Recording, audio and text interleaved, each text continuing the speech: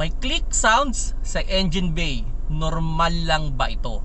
To answer it, it was normal. Especially pag naka-on ang inyong aircon. Normal lang yan. Okay, pero pag naka-off yung inyong aircon, dapat wala kayong maririnig na ganyang sounds, no? So saan ba nanggagaling yung click sounds na yan? Nanggagaling yan dun sa inyong aircon compressor.